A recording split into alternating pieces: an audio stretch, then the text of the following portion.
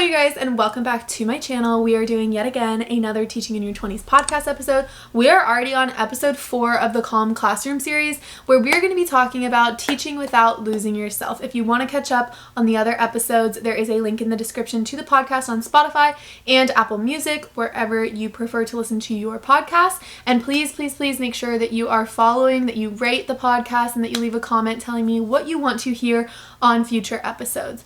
With that being said, let's just go ahead and get into today's episode. Hello you guys, and welcome back to the Teaching in Your 20s podcast. I am your host, Cristina Himelhoch, and in today's episode, I cannot believe it, but we are already on episode 4 of the Calm Classroom series, which has been just all about starting off the school year feeling calm, because that is something that I really struggled with throughout my teaching, just feeling calm going into the classroom. And so I have been giving tips and strategies as to how to achieve this throughout each episode of this series. In episode 1, we talked all about why back to school season feels so overwhelming, and I gave a lot of different mindset shifts to put us in a positive mindset going back into the classroom. And we just kind of went through how to fix that feeling of feeling so much anxiety going into the classroom. In episode 2, we talked about creating a calm morning routine, and I went through the importance of the morning routine really starting the night before to prepare you and just get you through a quick morning routine to get you started on the right foot and to make your mornings feel more peaceful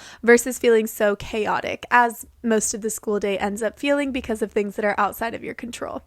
In episode 3 of the Calm Classroom series, we talked all about how to set boundaries and stick to them, especially as a new teacher or especially as somebody who just tends to have a hard time saying no. And we talked about saying no to extra responsibilities without feeling guilty, or at least trying not to feel guilty. And now we are in episode 4 of the Calm Classroom series, where we are going to talk all about how to not let teaching take over your life. We're going to be talking all about teaching without losing yourself. Especially excited for this episode because I feel like it's a revamped version of one of the older episodes that I did that talked about teaching without losing yourself. But this time, instead of just complaining about how teaching can take over your life, I'm giving real strategies as to how to create a good work-life balance and to not let teaching feel like it is seeping into every aspect of your life. I am really excited to talk about this episode in particular just because I feel like it kind of is starting to wrap up those things that we talked about in the previous 3 episodes and putting it into our whole purpose and my whole purpose behind the podcast, which is building a life that you love outside the classroom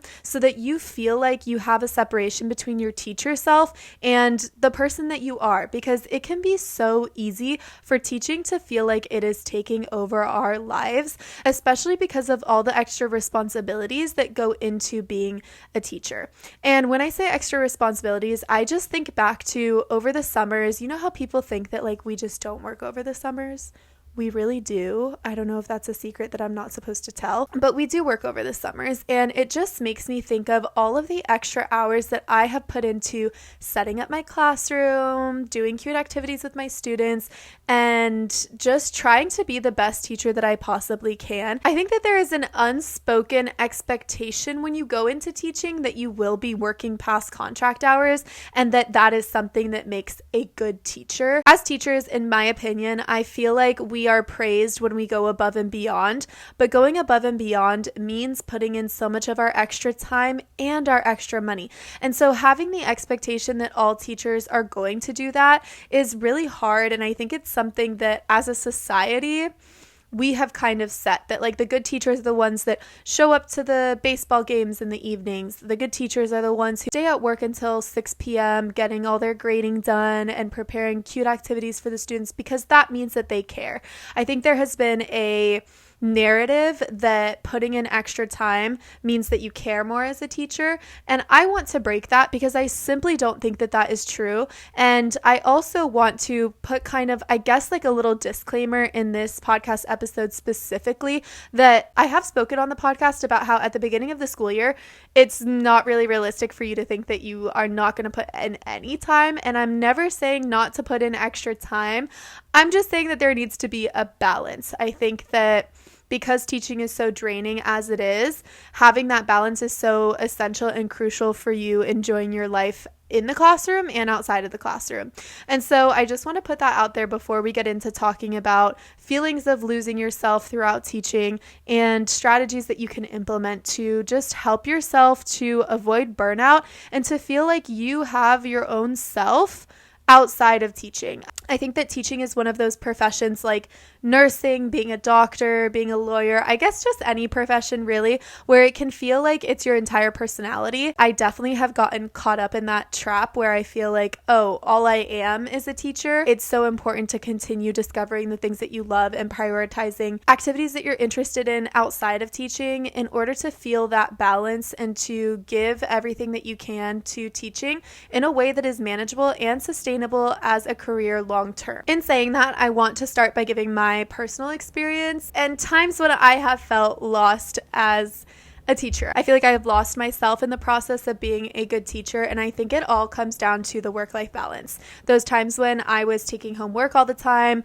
when the only things I could be thinking about was teaching, those were the times when I experienced the most burnout and the most loss of self-identity, I guess, outside of the classroom. I feel like I've gone through this several times in my teaching career, and I think there were two things that were probably the biggest indicators that teaching was taking over my life, or the biggest contributors, that's a better word for it, the biggest contributors for feeling like teaching was taking over my life. And the first thing that I'm going to talk about are the students. I think that the emotional exhaustion that teachers experience from taking care of 20 plus students is really, really difficult and can feel all-consuming. And I know that it sounds dramatic, but I felt very close to my students in a way of I felt so much responsibility over them, and when they had bad days, it was really hard for me not to take that on my own. Thinking back on it, I think that teaching in and of itself, you are spending so much time with these students that it is so normal to get very attached to your students, to want to see them succeed, to feel sad when they feel sad, and all of those things. Now, in saying that, I think that there has to be almost like a wall built up where you are not letting their issues that they may have outside of your control in their personal lives and not letting their issues seep into your emotional well-being. And this is really, really challenging and definitely made me feel like teaching was taking over my life, because I found myself, I think every single year that I've taught, going through periods of time where I was just thinking and worrying so much about the well-being of my students. And I think that this is completely normal. So if you are feeling this, like, just know that you are not alone and that it takes time to kind of build up that resilience and to make sure that you are protecting yourself. So for me, when I was having all-consuming thoughts about how my students were doing, I feel like I had to actively practice not thinking about them. Like, I would let the thought in, be like, okay, that's fine, move on. We'll figure it out tomorrow. We'll figure it out the next day. And that was something super simple that I just had to start practicing, because I was beginning to think about the students all the time. And also, this is so weird, but I actually have had other teachers tell me that this happens to them too. But I found myself like literally in the shower, like thinking about lesson plans, thinking about my ongoing to-do list, things that I had to do. And that was a moment where I was like, oh my gosh, like, shower time? Like, this is supposed to be my time to take care of myself and like rinse off the emotional drainage that has occurred during the day. I don't think that's a word, but I'm making it up. And I'm sitting here standing, trying to wash my hair, thinking about how my students are and all the things that happened during the day. And that's when I was like, whoa, I need to take a step back and I need to actively try to get my brain to shut off after the school day. So I don't know if this is a unique experience that I am only having, but that was definitely a sign for me where I was like, I feel like teaching is taking over my life, because why am I here in the shower thinking about my job? It's unacceptable. I don't want it. I need to get it. I need to get rid of it and to get to a point where I am thinking about work when I'm at work and not when I am just trying to take care of myself. There definitely are some other signs that I wanted to get into of identifying, like, is teaching taking over my life? And am I just going through a period where I'm putting in a lot of work right now? Do I need help? what is going on. And so I want to run through some quick signs, I guess, that you can look out for in yourself and just do some self-reflection and think, do I have a good balance with teaching, or am I letting it overtake my life? One of the first things that I think could be a sign that teaching is starting to take over your life is if you are feeling really guilty about not working on school stuff over the weekend when you're not in school, and you carry this feeling of oh my gosh, I should be working on school stuff 24/7. Now, I think this is different than oh, I'm stressed about the work that I have to do versus feeling guilty that you're not getting ahead or doing extra activities or cutting and laminating things on the weekends. There is a big difference between feeling that stress and feeling the guilt.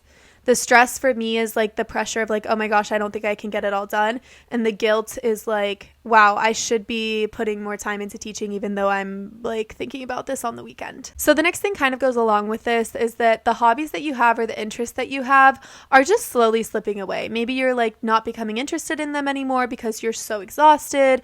Maybe you just feel you have no time to put into the hobbies that you like. Maybe you are oh, but I need to spend money on things for my classroom. I can't spend my money on my yoga class. Those things can definitely contribute to feeling you are being consumed by teaching and that your whole entire life is revolving around teaching. The next thing I would say is probably the biggest sign that you are starting to experience that teacher burnout is if you feel you don't have energy to either take care of yourself or put time into your friendships, hang out with people that you know that you like hanging out with, and if you just feel paralyzed by your exhaustion. And this definitely has happened to me several times, and I think that it's once it comes to the point where you're noticing a pattern in it. And I'm not saying just one day you got really, really tired. I'm saying over and over you're oh, I have no energy to give into myself. I have no energy to give into my friends. And you just feel you're losing yourself because when you can't take care of yourself, it can be really, really, really challenging to feel you have yourself together. And that was something that I definitely experienced through my years of teaching, was just the overwhelming exhaustion and the feeling of oh my gosh, I can't even do the dishes right now. I don't even want to get up to go shower. I just am so tired that I don't want to move, and I could stay here and I could fall asleep at 6 p.m. and wake up tomorrow and probably still feel tired. So those are all definitely signs that it's okay, something has got to change. Let's figure out what we can do to make teaching more sustainable and to actually build a life that we love outside of the classroom that rejuvenates us instead of depletes us. I feel that's the theme of this episode, is the rejuvenation versus being depleted, because teaching is going to, you might start off the day here, and then teaching is bringing you down, and then when you get home, you got to get back up. So we've got to figure out those things that are going to help you to survive and to feel successful and to feel content and happy with the career path that you have chosen. So speaking of that, let's get into the tips that I have to help you to not lose yourself in the process of becoming the incredible teacher that you will become or that you already are. Let's talk about how you can protect your peace, your identity, and just your life in your 20s, because your 20s are a very crucial period in your life of self-discovery and figuring out what you like, what you don't like, what type of life you want to live, all those good things. We all know, especially if you're in your 20s, you know how uncertain this time of life can be and how stressful that can be, and how that all just contributes to the stress of being a teacher in your 20s. It's just hard, okay? We're just trying to make it work. We're just trying to figure out our lives. And on top of it, we are taking care of students and, shaping the minds of youth. And it's a very big responsibility. So let's talk about how we can protect our identity, protect ourselves in our 20s, and still feel like we are living our best lives while also doing the best that we can at our professions. The first tip that I have, and I really feel this is probably my favorite tip, is to keep your hobbies alive. It may be hard right now for you to think of what hobbies you enjoy doing, and I always try to think of what would my 10-year-old self love doing right now? And for me, I was super into gymnastics, and that's when I first started playing my first instrument, which was the flute. And so music and activity outside. I've always been a very active person, have loved it, and that has turned into yoga. And like I said, I will do a whole episode on how yoga has changed my life, but I'll keep it short and sweet for now. My hobby that I became obsessed with, especially this past year, was doing hot yoga because it was the only thing that turned my brain off after a long day of teaching. And I feel like that's the purpose of these hobbies, is to turn your brain off and to live in the present moment and be completely focused on something different that has absolutely nothing to do with teaching. Also have started to paint, and I am not a good painter at all. Like, I would not call myself very artistic, but it is something that I just decided, like, oh, I really have been wanting to do this. I've been wanting to try this. And so there's a studio nearby that I went to recently, and I was like, I actually love this so much. So just finding things that will help you just get in the zone of doing something different and intentional, but creative, helpful. If you like creating content, if you like reading, if you like writing, all of those things, anything really, anything that you love. I know pickleball is a huge thing now too. Go to your pickleball things, at least have it planned out and schedule it like once or twice a week in your planner. And I think that this also ties in with having things to look forward to during the week. I think a lot of the times we think of doing fun things and we think of it as being a weekend activity. I think that's automatically where our brains go. But doing these things during the week, there really is, you can go meet up with friends for dinner during the week. It doesn't have to be the weekend. And just prioritizing having something fun every single day, I think it's just so crucial to feeling like you have a life outside of teaching. And I especially have always felt this need to be doing a lot of things. And I get in a weird mindset when I have the same day over and over again. Like, it really freaks me out if I'm like, oh, I am living the same day over and over again. So even little things like, oh, today instead of reading inside, I'm going to go read at a park. Or instead of going straight from work to the gym, I'm going to like reverse my schedule a little bit. I'm going to go later at night tonight. And it's the littlest things that will make the biggest difference for me and just make me feel like I have more time in the day. And even if I don't, but by changing up my routine a little bit, it just helps me feel like I am enjoying, and changing up my routine a little bit makes the time feel like it's going by longer. Really, time is measured by those moments that we have, not necessarily by the hour. And I don't know if that makes any sense, or if you guys are like, what is she talking about?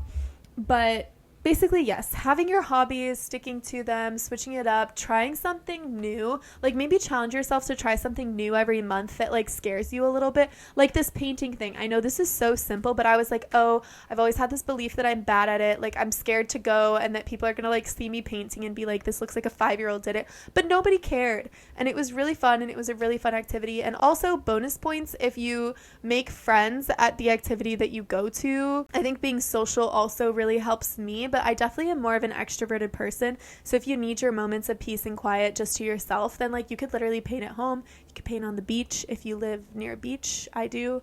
So that's definitely something I want to do once the weather cools down a little bit.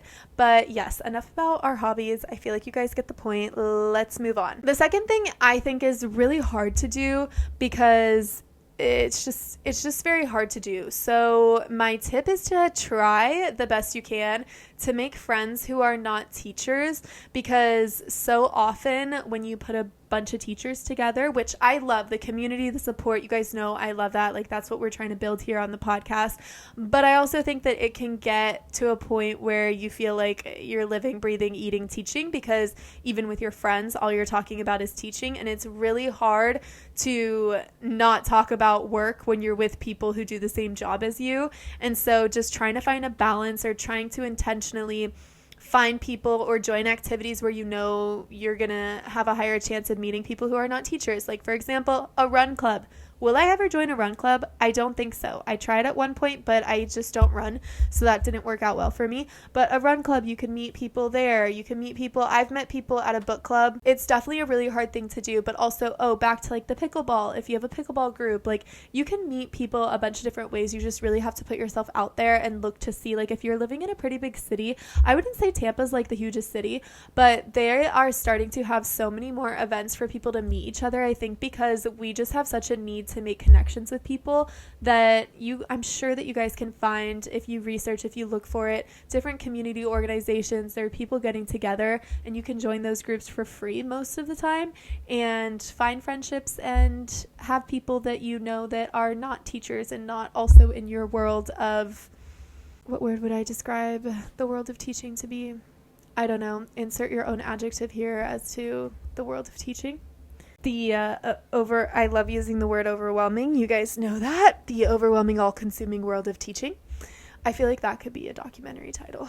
I'm really getting off task here. The next thing is, I'm going to just go over this very quickly because I did talk about this in, which podcast when did we talk about this? Oh, the last episode 3, where we talked about setting boundaries. That's another tip that I have that is going to contribute to you having a good work-life balance. And super quick, just set a cutoff time where you're like, after 6 p.m., I don't look, think, breathe anything that has to do with teaching. That is going to be so crucial in helping you. And if you want more information about like how to have a good work-life balance, definitely go to episode 3 because that's where I really talked about it the most. And I don't want to spend too much time boring you guys and talking about that here. The last thing that I want to talk about, if you are feeling like you need extra income as a teacher, this could be something fun to do, is just having a side hustle. So a side hustle I feel like is very different from hobbies because the purpose of the side hustle is to give you a little bit of income, but it also just helps you feel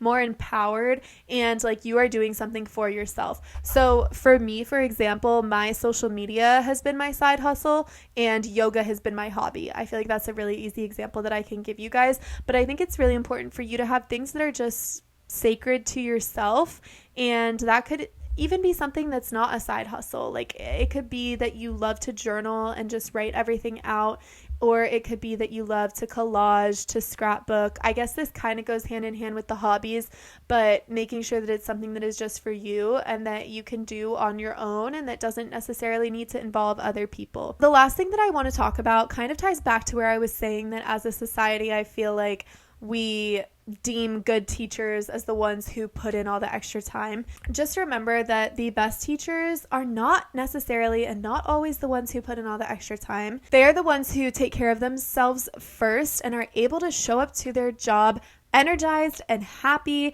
and capable to take care of and shape the minds of all the young kiddos, and have put in these boundaries, put in these things into their lives that allow them to be the best teacher that they can be. It really all starts by taking care of yourself. And I'm going to say this so many times in this podcast, but you have to prioritize yourself before you can take care of other people. And just remember, you are not just a teacher. You are so much more than that. I'm sure that you have so many dreams, relationships, you have so much going on in your life for you that it does not just come down to being a teacher.